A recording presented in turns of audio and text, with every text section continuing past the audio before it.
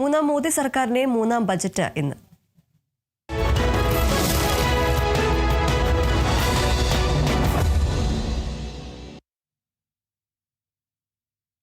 മൂന്നാം മോദി സർക്കാരിന്റെ മൂന്നാം ബജറ്റ് എന്നാണ് ധനമന്ത്രി നിർമ്മല സീതാരാമൻ പാർലമെന്റിൽ ബജറ്റ് അവതരിപ്പിക്കും. തുടർച്ചയായി 9ാം തവണയാണ് നിർമ്മല സീതാരാമൻ ബജറ്റ് അവതരിപ്പിക്കുന്നത്. AI, ഓട്ടോമൊബൈൽ, പ്രതിരോധം, ഇലക്ട്രോണിക്സ്, അടിസ്ഥാന സൗകര്യ വികസനം, റെയിൽവേ തുടങ്ങിയ മേഖലകൾക്ക് ബജറ്റിൽ കൂടുതൽ പ്രാധാന്യം നൽകുമെന്നാണ് പ്രതീക്ഷ. തെരഞ്ഞെടുപ്പ് അടുത്തിരിക്കുന്ന കേരളം ഉൾപ്പെടെയുള്ള സംസ്ഥാനങ്ങൾക്ക് പ്രത്യേക പ്രഖ്യാപനങ്ങൾ ഉണ്ടാകുമെന്നാണ് പ്രതീക്ഷിക്കുന്നത്.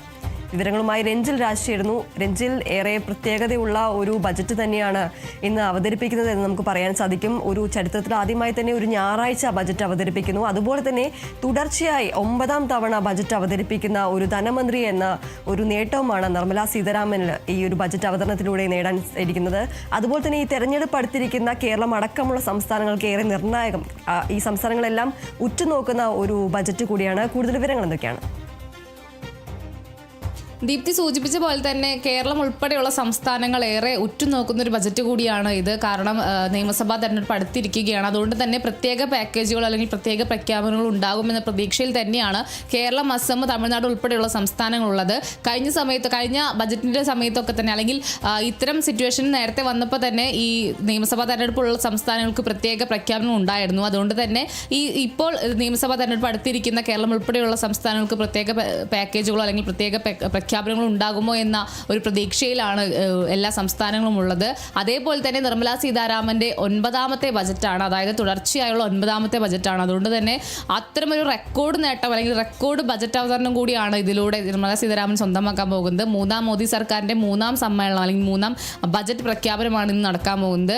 ഏറെ ഉറ്റുനോക്കുന്ന ആദായ നികുതി ഇളവും അതുപോലെ തന്നെ നികുതിയിലെ ഇളവൊക്കെ ഉൾപ്പെടെ ഏറെ ഉറ്റുനോക്കുന്ന അല്ലെങ്കിൽ രാജ്യം ഉൾപ്പെടെ ഉറ്റുനോക്കുന്ന ഒരു ബജറ്റ് കൂടിയാണ് ഇന്ന് നിർമ്മല സീതാരാമൻ പാർലമെന്റിൽ പ്രഖ്യാപിക്കാൻ പോകുന്നത്. രാവിലെ 11 മണിക്കാണ് ഈ ഒരു പ്രഖ്യാപനം നടക്കുക എന്നാണ് നിലവിൽ അറിയുന്നത്. രാവിലെ 11 മണിക്ക് തുടങ്ങി ഏകദേശം 2 മണിക്കൂറോളം ഈ ഒരു അവതരണം നീണ്ടുപോകാനുള്ള സാധ്യതയുണ്ട്. കഴിഞ്ഞ തവണയൊക്കെ തന്നെ ഇത്തരത്തിൽ 2 മണിക്കൂറോളം നീണ്ടുപോയ ഒരു അവതരണമായിരുന്നു ഉണ്ടായിരുന്നത്. അതുകൊണ്ട് തന്നെ ഇത്തവണയും അത്തരത്തിലുള്ള ഒരു അവതരണമായിരിക്കും ഉണ്ടാവുക എന്ന് തന്നെയാണ് നമ്മളും പ്രതീക്ഷിക്കുന്നത്. എന്തായാലും മൂന്നാം മോദി സർക്കാരിൻ്റെ മൂന്നാമത് ബജറ്റ് ഇന്ന് അവതരിപ്പിക്കുകയാണ്. കേരളത്തിന് എയിംസ് ലഭിക്കുമോ അല്ലെങ്കിൽ കേരളത്തിന് അതിവേഗ റെയിൽ ഉൾപ്പെടെയുള്ള പദ്ധതികളിൽ എന്തെങ്കിലും തീരുമാനമുണ്ടാകുമോ ഉൾപ്പെടെയുള്ള കാര്യങ്ങൾ നമ്മൾ ഉറ്റുനോക്കുന്നുണ്ട് അല്ലെങ്കിൽ സംസ്ഥാനം ഉറ്റുനോക്കുന്നുണ്ട്. നമുക്കറിയാം, കഴിഞ്ഞ കുറേ തവണയായി ഇത്തരത്തിൽ എയിംസിൻ്റെ കാര്യവുമായി ബന്ധപ്പെട്ട് കേരളത്തിന് എയിംസ് നൽകുമെന്നൊരു കാര്യത്തിലൊരു സൂചന നൽകി പിന്നീട് അത് നൽകാതെ പോകുന്നു. പക്ഷെ പിന്നീട് വീണ്ടുമുള്ള ബജറ്റുകൾ വരുമ്പോൾ ഇത്തരത്തിൽ എയിംസ് നൽകുമോ ഇല്ലയോ എന്നുള്ളൊരു ചോദ്യം ഉണ്ടാകുന്നു.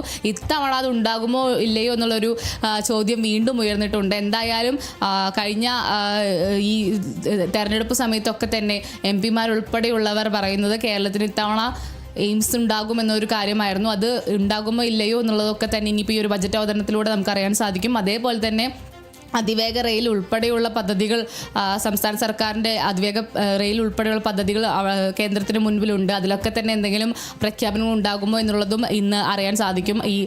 ഈ ശ്രീധരൻ്റെ അതിവേഗ റെയിലായാലും കേരളത്തിൻ്റെ RRTS ആയാലും ഒക്കെ തന്നെ ഈ കേന്ദ്രത്തിന് മുമ്പിലുണ്ട്. അതിലെല്ലാം തന്നെ എന്തെങ്കിലും പ്രഖ്യാപനങ്ങൾ ഉണ്ടാകുമോ എന്നുള്ളതും ഇന്ന് അറിയാൻ സാധിക്കും. അതേപോലെ തന്നെ ഈ തിരുവനന്തപുരത്ത് ആദ്യമായി BJP കോർപ്പറേഷൻ പിടിച്ചിരിക്കുന്ന തിരുവനന്തപുരത്തിന് പ്രത്യേക പാക്കേജ് എന്തെങ്കിലും ഉണ്ടാകുമോ എന്നുള്ളതും ഇന്നത്തെ ബജറ്റിൽ ഉണ്ടാകും. എന്തായാലും നിയമസഭാ തെരഞ്ഞെടുപ്പ് അടുത്തിരിക്കുകയാണ്. അതുകൊണ്ട് തന്നെ എന്തെങ്കിലുമൊക്കെ പ്രത്യേക പാക്കേജുകളോ അല്ലെങ്കിൽ പ്രഖ്യാപനങ്ങളോ ഉണ്ടാകാനുള്ള സാധ്യത വിട്ടുകളയാനാകില്ല. അതേപോലെ തന്നെ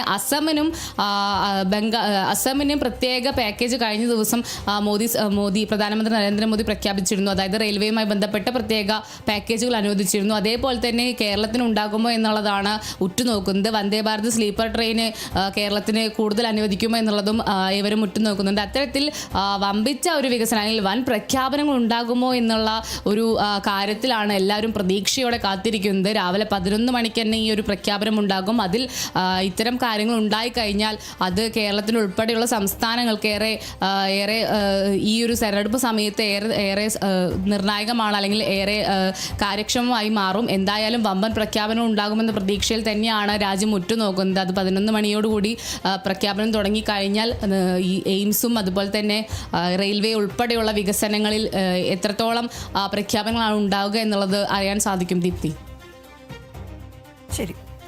മൂന്നാം മോദി സർക്കാരിന്റെ മൂന്നാം ബജറ്റാണ് ഇന്ന് ധനമന്ത്രി നിർമ്മല സീതാരാമൻ പാർലമെന്റിൽ അവതരിപ്പിക്കുന്നത്. തുടർച്ചയായി 9ാം തവണയാണ് നിർമ്മല സീതാരാമൻ ബജറ്റ് അവതരിപ്പിക്കുന്നത്.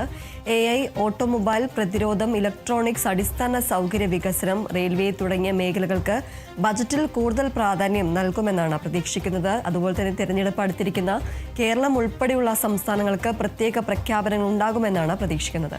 രഞ്ജിൽ രാജാണ് വിവരങ്ങൾ നൽകിയത്.